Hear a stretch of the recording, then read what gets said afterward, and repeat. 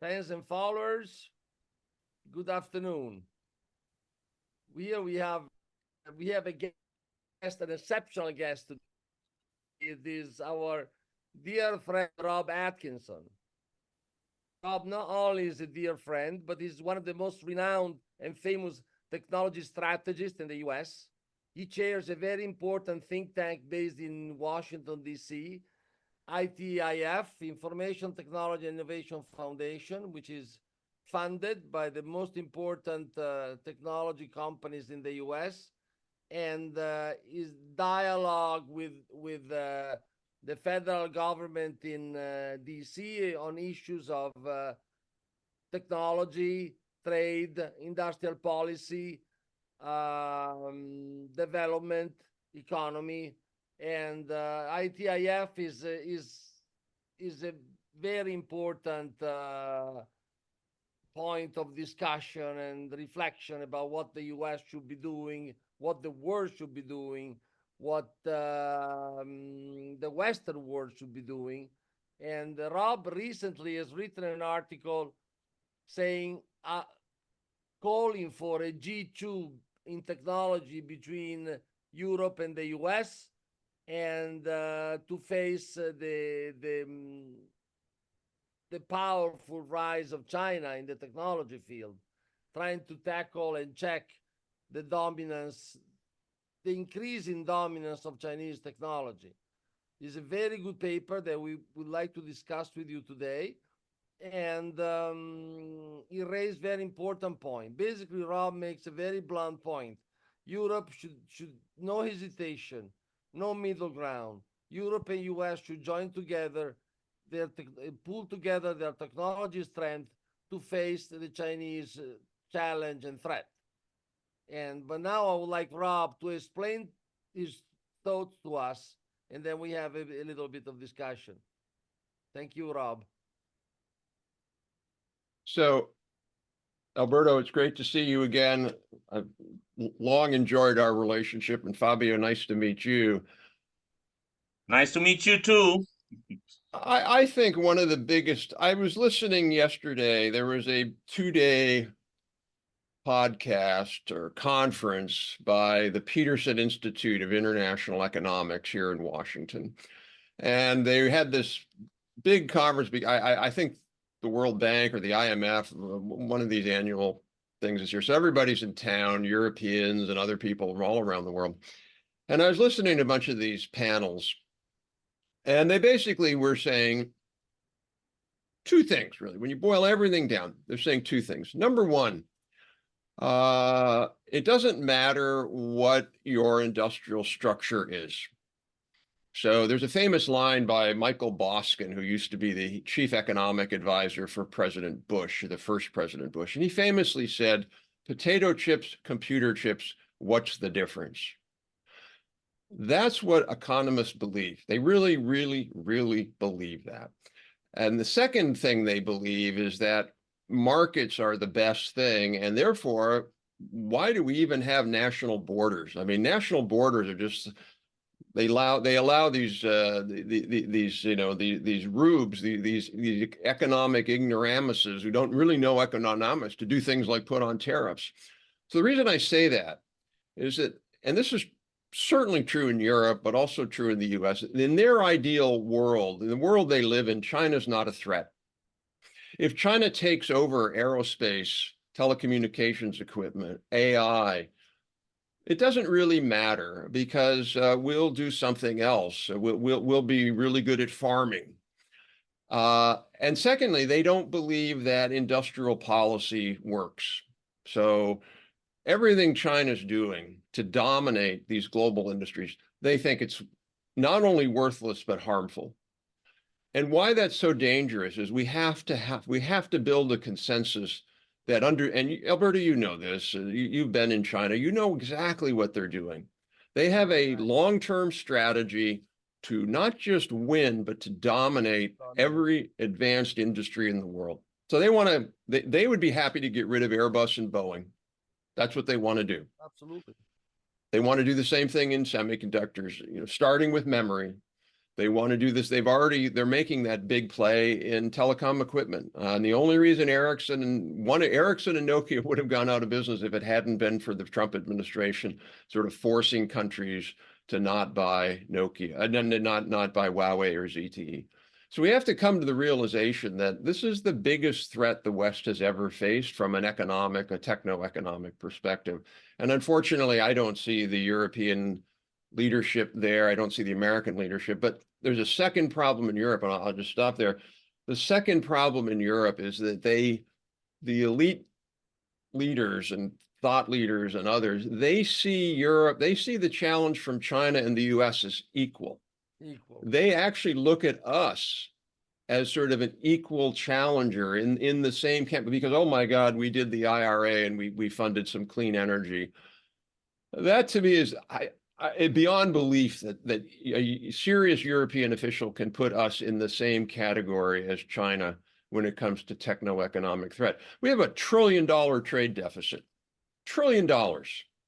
Explain to me why we're a threat. So that's what this piece was all about, calling for a G2, essentially, was to say, look, it's time for Europe and the US to build a very strong alliance, working together to build up our advanced technology industries more and to push back against the Chinese. And there's lots of ways we could push back against the Chinese efforts if we were serious. Fabio, your turn. No, there is definitely a misunderstanding in Europe, and also policymakers are in denial. I've written a book which is called the Millennium Theft, detailing all the operation perpetrated by China to steal intellectual property, to spy on institutions, universities, think tank, to steal industrial secrets, to conduct hybrid war against the Western democracies. So the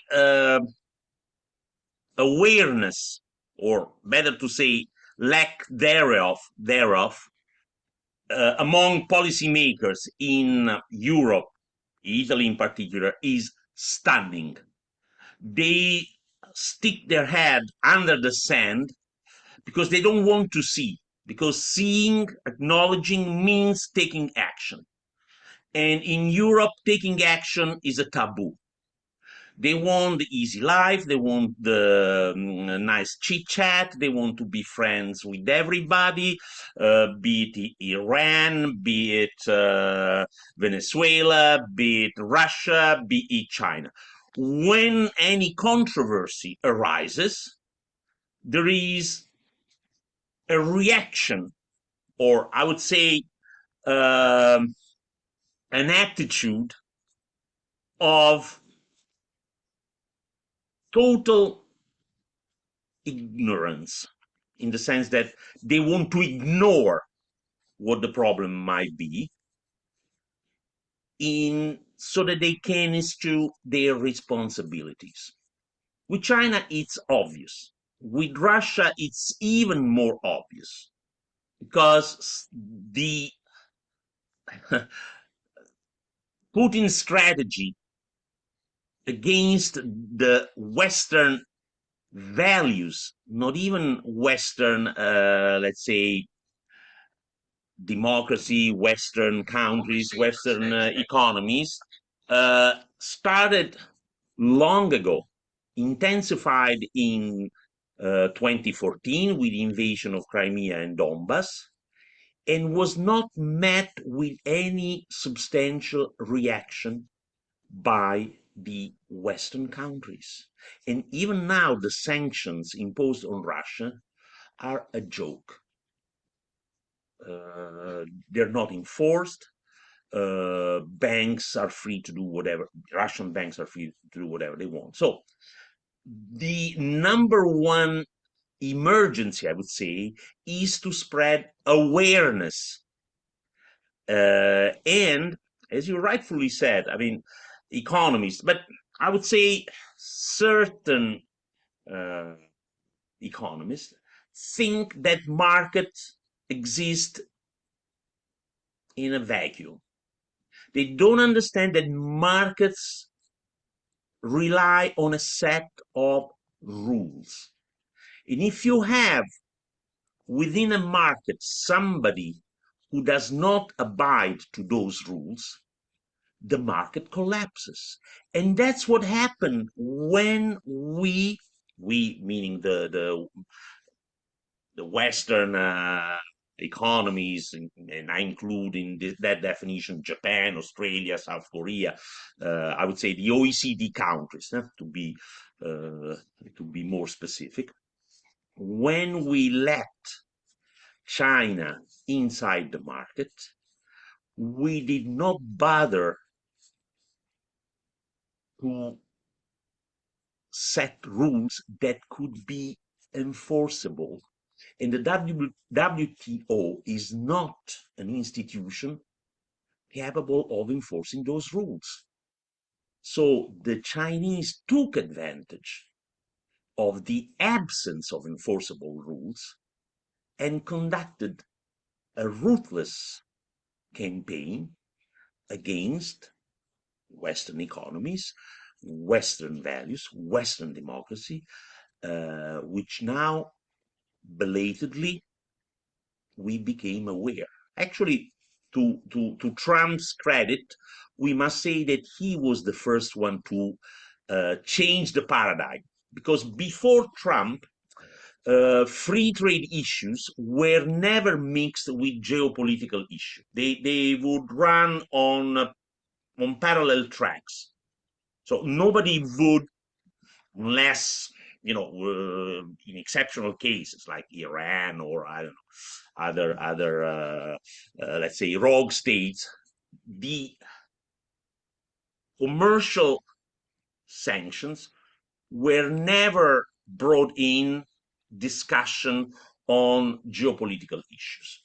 It was presumed that the free trade was on a higher level beyond anything else. It was Trump who said, no, trade is the issue, or at least one of the main issues. But so what do you think in practice we can do as Western economies, Western democracies, in terms of stronger cooperation? Because, for example, there was a proposal of a free trade agreement between the EU and the US, and that has gone nowhere. So it would have been Prestowitz proposal.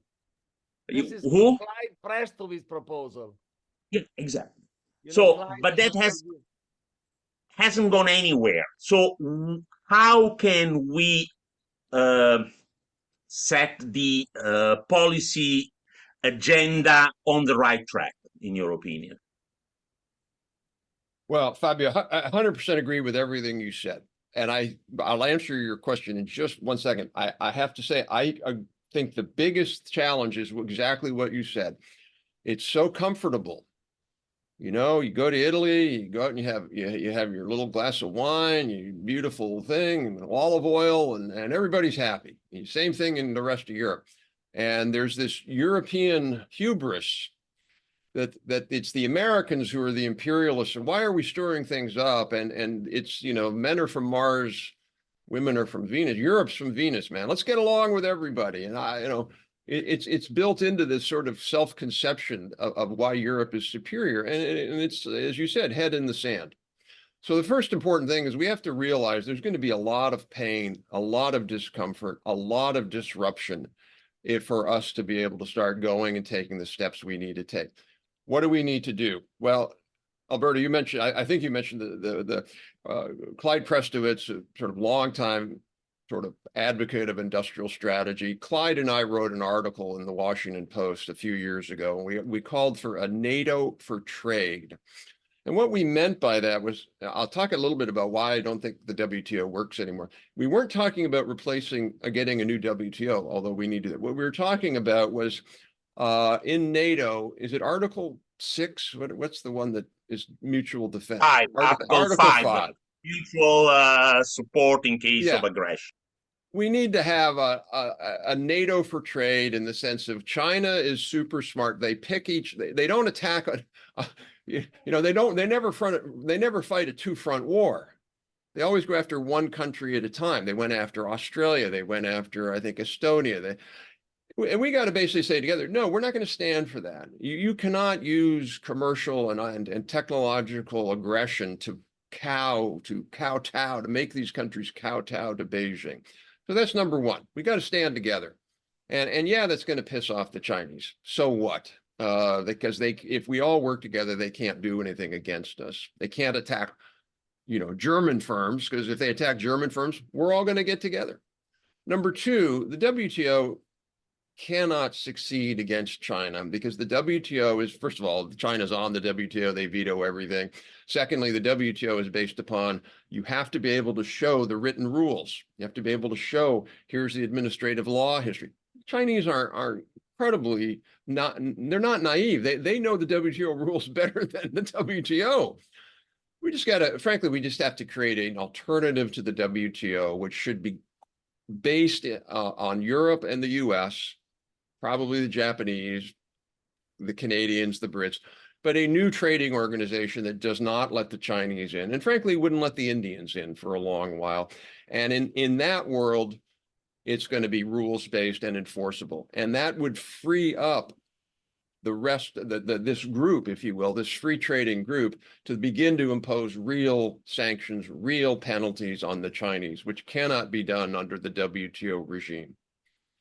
That's what we need to do. The other thing we need to do is we need to, like Europe, they're talking about maybe there should be some EV tariffs. Like, no kidding, really. Why is that even a debate? BYD, that's car company, I just saw the numbers. I forget what there's a new study that just came out on that by a really good German think tank, Merix, I think it is. $2.5 billion of subsidies to one company. You know how much Huawei has received in subsidies? $70 billion. So, you know how open our markets are? The Chinese just announced something last week where they said the telecom companies in China Mobile and others, after I think 6 months, no more Intel chips or AMD chips allowed in their networks. So we should say, fine, no more. We're never going to buy a Chinese chip. We shouldn't allow Chinese heavy construction equipment to be sold in our markets because they don't allow our equipment to be sold there. So I think the other thing we have to do is we have to basically put in import bans on firms that are systematically cheating.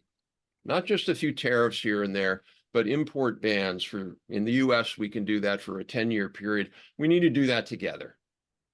The other thing we need to do is we need to have much more collaboration. We just did a big study on Chinese robotics. Unbelievable how much progress they're making in robotics. I mean, the Germans in the Swiss, they'll be gone in 10 years in terms of being robot leaders. The Chinese will become the world leaders in robotics. You know how many European firms, Chinese robotic firms have bought? I mean, why would you allow a single European firm to be bought by a Chinese firm? It's insane. And now, Brussels is trying to they've come up with this sort of equivalent of what we call CFIUS, but it's not enforceable. So you get the Hungarians, oh yeah, sure, you can buy our firm, just give us a bunch of money. So we got to stop the Chinese from buying our advanced firms, and we got to do that collectively. And there's a lot more things we could talk about, but I think there's a whole bunch of things we could do right now. Alberto, you want to chip in? Rob, what do you think of the whole situation with the EV? Now, we think it's dramatic, the whole thing of the Chinese EV flooding into the market and taking over. What is your view on that issue from a US perspective? Well, I can tell you sort of what I think the U.S. will do, and then but let me start by saying what I think the perspective is. I was listening to a panel. There's a group called the Center for Automotive Research in Michigan, great group, and they were doing a whole panel on Chinese EVs. Somebody made this point. It blew my mind, but they were experts and they said this. Every year, there's an average of 3 big auto ship carriers. So big ships designed not to carry containers, but to carry ships. The last year, there were 30 that were under order, 30, because the Chinese are buying up massive numbers of auto ship carriers. Why are they doing that, you may ask? Well, because they plan to export an enormous array of electric vehicles. Those electric vehicles, by the way, how did the Chinese get their electric vehicles? Well, if you were Ford or I assume Volkswagen, the same thing, if you wanted to sell your electric vehicle in China and then get that little credit where the consumer would get a credit or the ability to drive on the road with an electric vehicle, if you wanted your vehicle to qualify, you had to share your EV technology with the Chinese. Come on, what the heck? Well, how would we even allow that? And then on top of that, as I mentioned, these massive subsidies.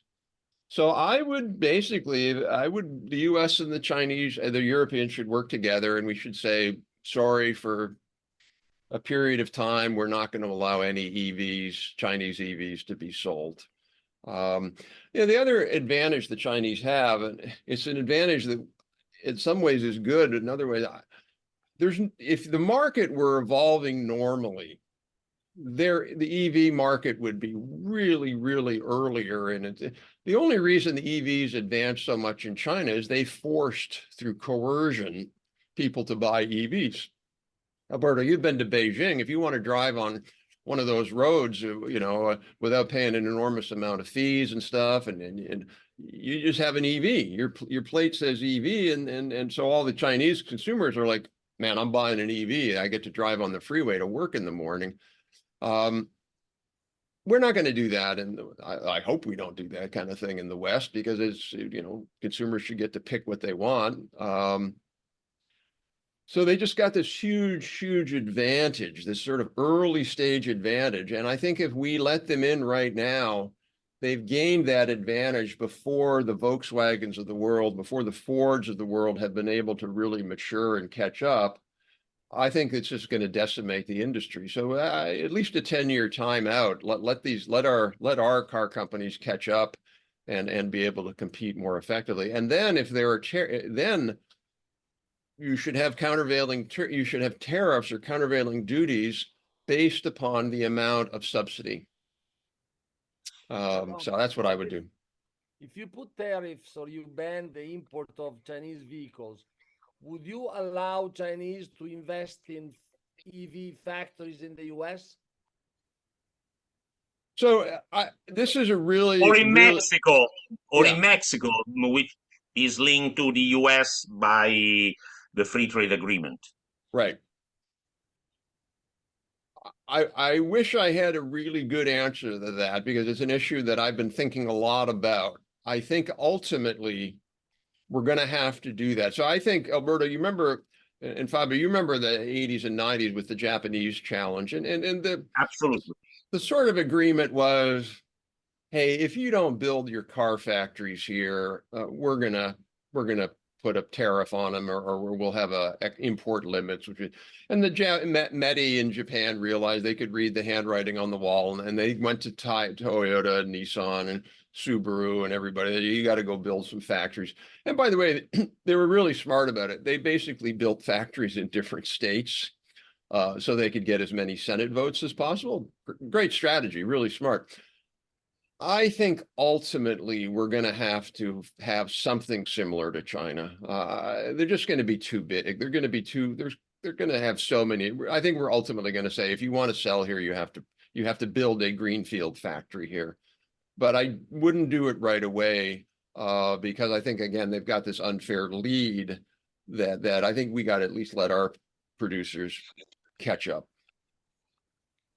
But go ahead, Alberto. I don't know if you want to. You go ahead. Now, there is an issue which is broader. And the issue of subsidies goes beyond the unfair trade practices. The Chinese economy is running on subsidies, concessional loans, and other forms of support by the government. But this support is becoming unsustainable from the fiscal point of view. Because I don't know if you've seen the projection by the IMF, official projection by the IMF, by my former colleagues, on the true debt, public debt of China. Okay, so including not only the central government, but also the provincial governments, all the funds, all the entities directly linked to the to the government in Beijing. Now we're talking about 160% of GDP in a matter of few years by the end of this decade. And in a few years, it will be 150%. Hold on. I can send you the. I can send you Fabio, the for some reason, I'm having a harder time hearing. Okay. You want me to repeat? Let me see here. This is the Chinese Secret Service Okay, that is disrupting our communications, but we'll build a resilient. Sorry, I'm having a hard time hearing what's going on.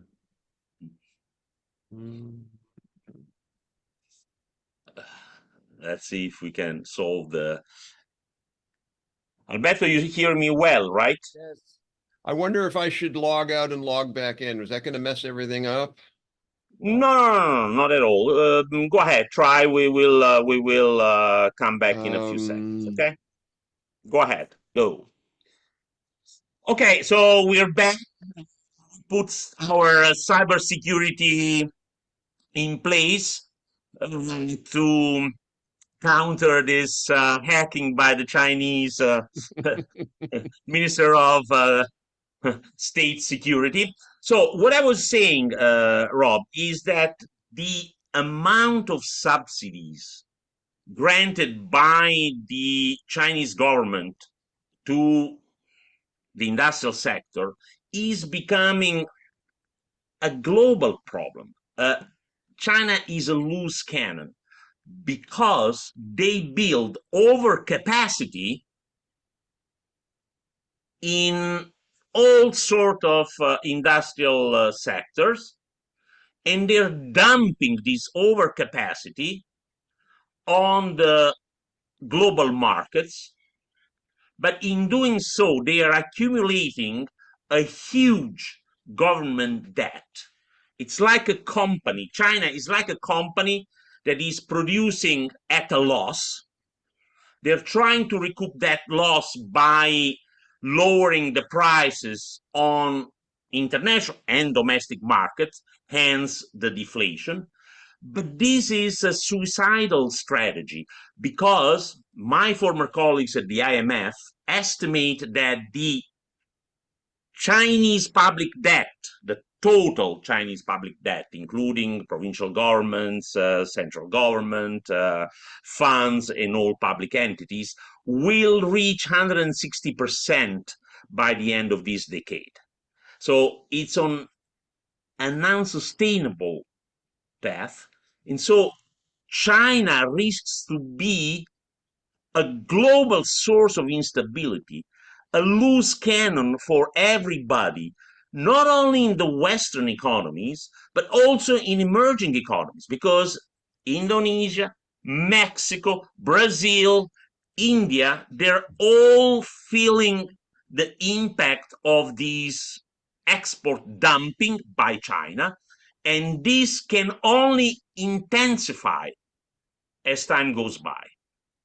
So it's paradoxically, we are supporting with free trade the suicidal strategy of China.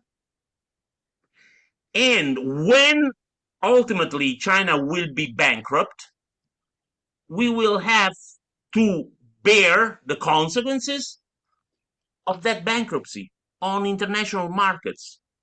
So it will be the mother of all sovereign bankruptcies. And I'm not sure that anybody is aware of what can happen, not in the distant future, within a few years. So I am not a financial economist. I'm a sort of real economy economist. So I obviously not my strength. But if I had to pick a country that's going to default first, it'd probably be the US. We are completely incapable of cutting spending, completely incapable of raising taxes. But to your point, Fabio, I do think there's a bunch of Achilles heels that the Chinese have, and this is one of them. But at the same time, two things. One, they don't rely just on subsidies to their advantage. They rely on RMB manipulation. Mm-hmm. They rely on closing off their market to us, where our firms could then gain some scale. And as you know, most economists don't think this, but a lot of these industries are high fixed cost, low marginal cost industries. So when you cut off their most profitable at the end of the tail sales, it really hurts them. Thirdly, the Chinese do have the power to continue to immiserate their working class and just, they can move money around. They can do all these things. So, I think that actually, to me, so I don't disagree with you, but I think there's a lot of wishful thinking in the West. Oh, the Chinese are going to fall apart because of their demography. Chinese will fall apart because they've moved towards state-owned enterprises. They have this fiscal. Maybe. I don't want to bet my kid's future on that. No, definitely not. But I'm saying that the future in the next few years might be affected by these unfair trade practices. I agree. In the more distant future will be affected by the collapse of China's financial system and public finance. Yeah. I know you're not saying that, or Alberto is saying that, but it's so striking in the U.S. I work on near Massachusetts Avenue, and if you come to D.C., Massachusetts Avenue is home to all of these globalist, free trading, international think tanks, who all they do now is they say, "Don't worry about China. It's a dead horse. It's not going to be able to do anything. It's got all these problems," and they do it for the simple reason is they do not want to have any disruption of their global ideological nirvana world. And secondly, they do not want the U.S. to adopt a techno-economic strategy because that goes against their free trade ideology. So I worry that the narrative in DC is now, we don't really need to worry too much about China because they're falling apart.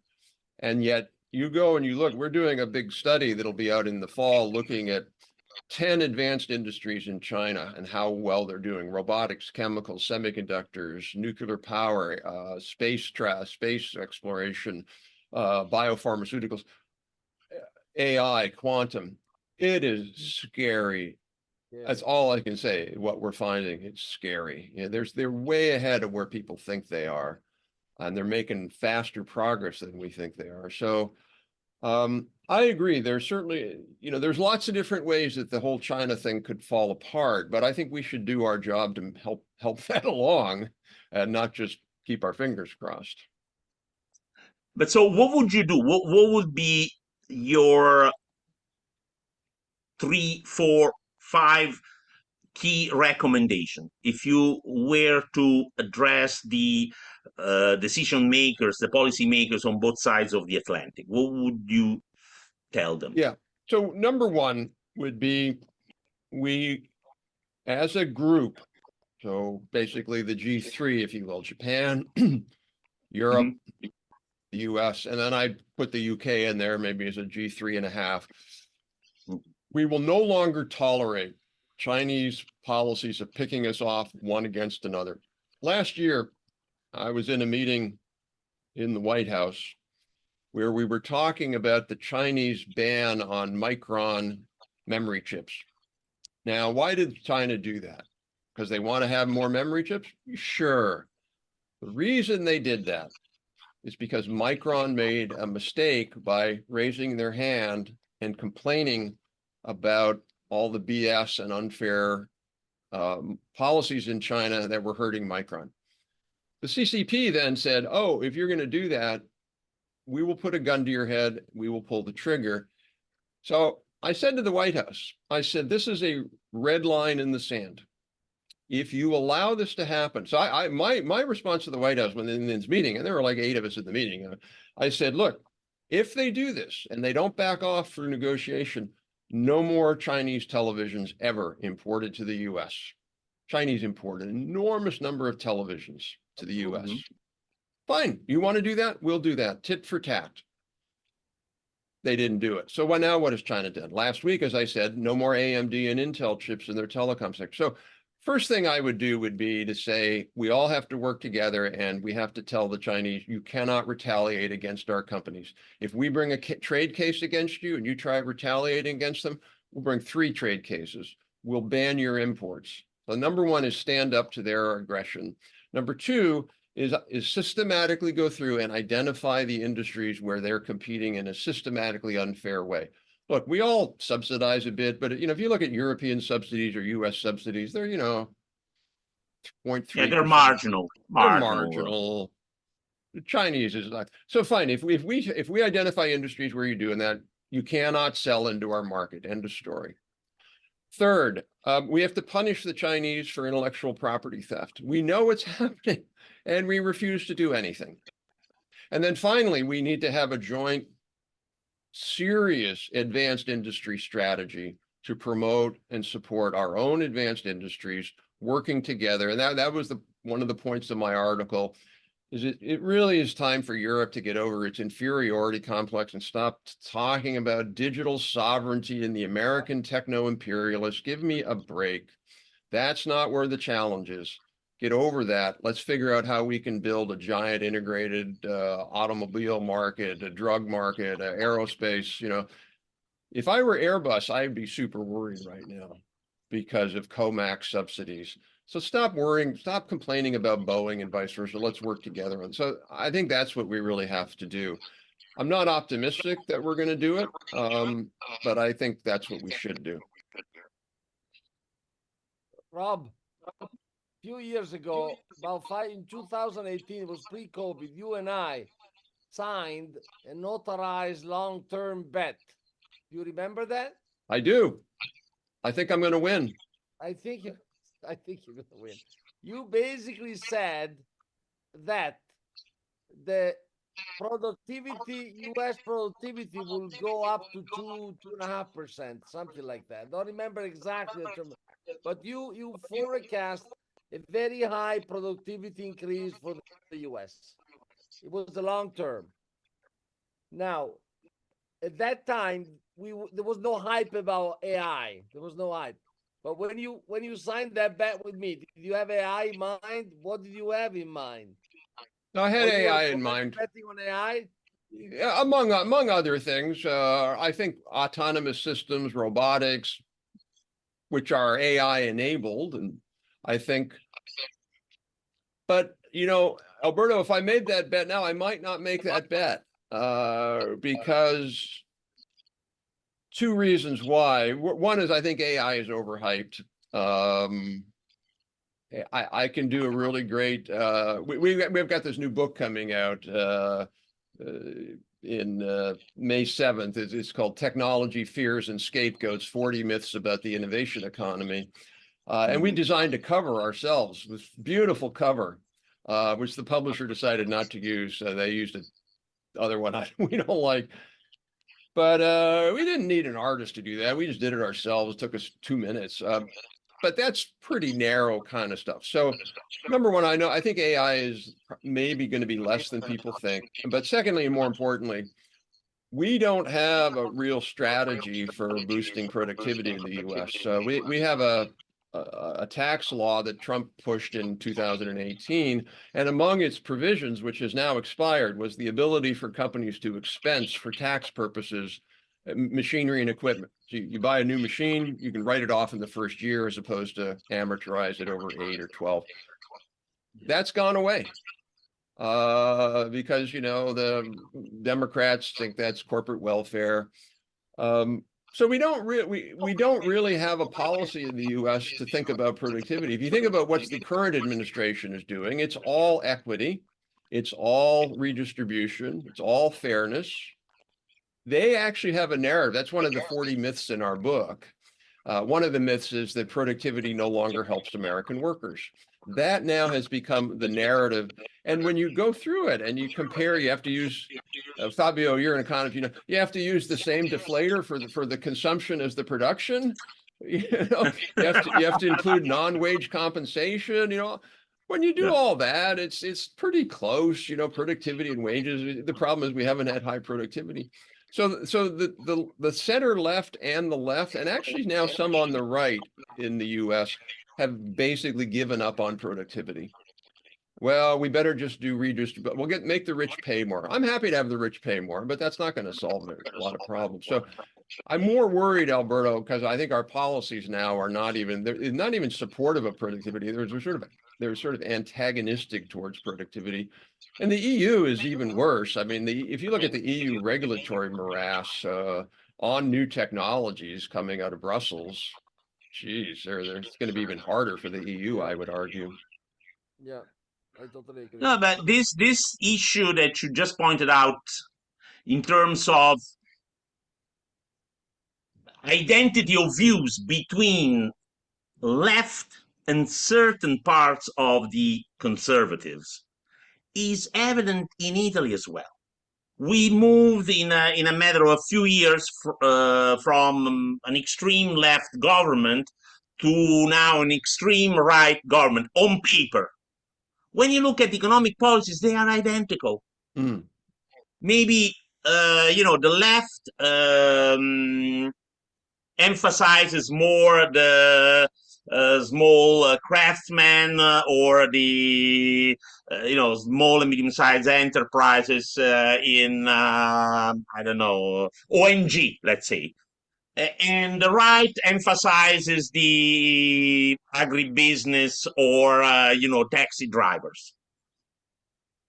The principles are exactly the same. Corporatist, I don't know how to say in English, narrow-minded. Productivity is not an issue. Yeah. The little guy needs the government support, and so on and so forth. Yeah. So you look at my last book was a book called Big is Beautiful. You've seen the book, Alberto. Big is Beautiful. Yeah, Big is Beautiful. Debunking the Myth of Small Business. It was MIT prep. And you look at Europe. This is data from the European Commission, and you look at the productivity of small businesses, medium, large. It's a linear line. The small businesses are the least productive. And the large businesses are the most productive. It's true in the US, it's true in Europe. And the narrative in Europe is even worse than the US. The narrative in Europe is like insane. It's like, well, the European economy is a small business economy, therefore we should support small business. Europeans' problem is that it's a small business economy. It needs bigger firms. Like there was one study that John Van Reenen at London School of Economics did of France. They found that there was a disproportionately large number of French firms that had 49 employees. Because once you hit 50, you can fire. High taxes, unions, regulations, but keep it 49. So 100% agree, Fabio. The right and the left have to, they got to, it's ridiculous. If we don't figure out how to raise productivity in Europe and the US, we're in deep, deep trouble. You see, productivity itself is a bad word. Sorry, Albert, productivity in Italy, it's a bad word. It's like the F word. Seriously, because what they have in mind, you know, when you talk about productivity, is that people must work more for lower wages. That's what have been, Yeah. you know, reiterated over and over for decades, and people come to believe that. Yeah. Yeah. Yeah. So the idea that you must raise productivity in order to raise living standard, wages, innovation, standard of living is totally incomprehensible to people because they've been brainwashed for decades, not for years, not for months, for Yeah. Yeah. decades. Yeah. Same in the U.S. Same in the U.S. But so I have a, I live U.S. lots of houses. So I live in the suburbs. We have a little house, and I mow the lawn, but I use the scissors because I don't want to raise productivity. I wouldn't want to use a lawnmower. Give me a break. There's a great quote by Paul Krugman, Yeah. the famous economist, Yeah. and he says productivity is the most important thing in any economy. But we're not going to talk about it because economists know nothing about how to raise productivity. So when you Yeah. listen to a lot of economists, they'll say it's really important, but what do you do? And then when you listen to politicians, they're like, oh, productivity is just a way to speed up work. Both are wrong. You can raise, there are lots of ways to think about raising productivity. And the evidence is so crystal clear that productivity leads to reduced work hours in the long run, and it leads to higher wages. By the way, another line of argument against productivity is that the resources of the earth are limited, so we are consuming all these resources. If we increase productivity, we're depleting the natural resources of our wonderful planet, and therefore will destroy humanity, will destroy the nature, will destroy everything, because you cannot raise, production beyond limits. So I wrote an article for a journal called The Independent Review, and it was called The Decline of the West. No, it was called the abandonment of productivity and the decline of the West. And I addressed that argument there. And here's my answer to that, Fabio. Yeah. I think I agree with that, and therefore, under no circumstances, I do not want Africa or India to raise their living standards at all. It's unrealistic, unfair for them. How dare they try to become middle class? I don't want that. I want them to stay super dirt poor. Really? The elite class is going to say that? But to a more serious point, the more money we have, the more productivity we have, the more likely it is we're going to be able to afford cleaner technologies. We'll invest more in cleaner technologies. We'll invest in materials innovation. The planet will be so much better off if we could raise productivity, because we're just going to have more resources to address these problems. And ultimately, imagine if we could develop fusion technology. Energy problem is solved for 1,000 years. Yeah. So, and you can't do that without putting a boatload of money into it. And you get the boatload of money from having countries with more money from productivity. Yeah. Alberto, up to you. No, I think I don't want abuse of Rob. There is something I want to say to Rob off the record. So I think let's stop here and let's take 3 minutes with Rob without being recorded. Off records. Okay, then, Rob, thanks very much for your comments, for having accepted our invitation. We will put a link in the description to your book, to the book forthcoming on May 7th. And once again, we want to remind our viewers, please subscribe to this channel, move your little hand and click on the like icon. You will help us to be more visible to YouTube algorithm, And so you will help us to be more effective at spreading this conversation, these ideas, these arguments more globally.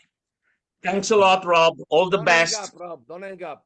No, I won't. Alberto, Fabio, this was fantastic. Love the conversation. Happy to do it again. This was Likewise. great.